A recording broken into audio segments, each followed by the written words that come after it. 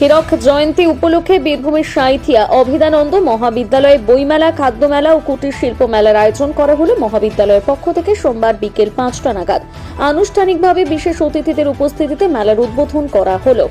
এই অনুষ্ঠানে সাঁইথিয়া অভিদানন্দ মহাবিদ্যালয়ের প্রধান অতিথি হিসেবে উপস্থিত ছিলেন এসআরডিএ চেয়ারম্যান অনুব্রত মণ্ডল। এছাড়াও একই মঞ্চে উপস্থিত ছিলেন সাঁইথিয়া বিধানসভার বিধায়ক নীলাবতী সাহা, সাঁইথিয়া পৌরসভার পৌরপিতা বিপ্লব দত্ত, সাঁইথিয়া রামকৃষ্ণ আশ্রমের মহারাজগণ সহ সাঁইথিয়া অভিদানন্দ মহাবিদ্যালয়ের অধ্যাপক অধ্যাপিকারা।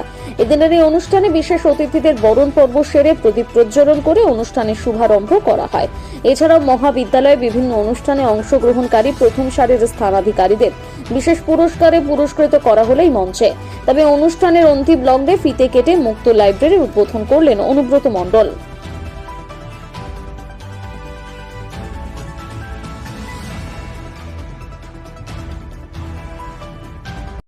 আরো যারা আছেন এখানকার ছাত্র ছাত্রীরা, তাদের আমি ধন্যবাদ জানাই। মঞ্চে যারা আছেন, আমার চেয়ারম্যান সাঁইথিয়া মিউনিসিপ্যালিটি কাজের ছেলে, ভাইস চেয়ারম্যান আছেন এখানকার কাউন্সিলররা আছেন, সাবের আলী খাঁ সমাজসেবী আছে, গগন সরকার, ভালো নাম দেবব্রত সরকার আছেন, নারায়ণ হালদার সেও সমাজসেবী আছেন, পেনা আছে, সাধন আছে, আছেন এখানকার সবাই আছে, সাঁইথিয়ার ছাত্র ছাত্রীরা, স্কুলের অধ্যাপকরাও এসছেন, আছেন এখানকার এই কলেজের প্রেসিডেন্ট দেবা আছে। সুন্দরভাবে কলেজটাকে সাজিয়ে রেখেছে।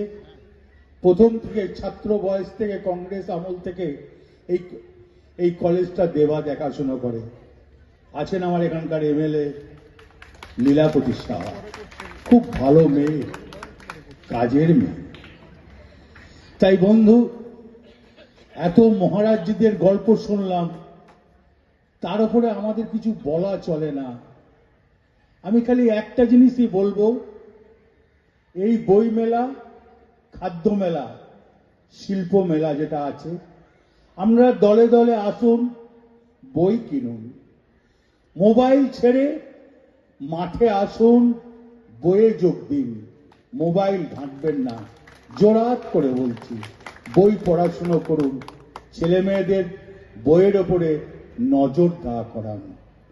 আর একটা কথা বলি, একটা বোধহয় অডিটরের কথা বললো আমাকে মহারাজজি, আমি বলবো এই কলেজে যারা আছেন অধ্যাপক, যারা আছে অধ্যাপক দেবাকেও বলবো, তোমরা একটা এস্টিমেট করো কতটা হয় দাও। আমি আপ্রাণ চেষ্টা করব মমতা ব্যানার্জিকে বলে, আমি কথা দিলাম। জয় হিন্দ। আসলে ওই নীরব বালার ঘটনার বিরুদ্ধে অভিযোগ আছে, স্থানীয় মানুষের দাবি বিজেপি কর্মী, কিন্তু বিজেপির অস্বীকার করছে। কি বলবো?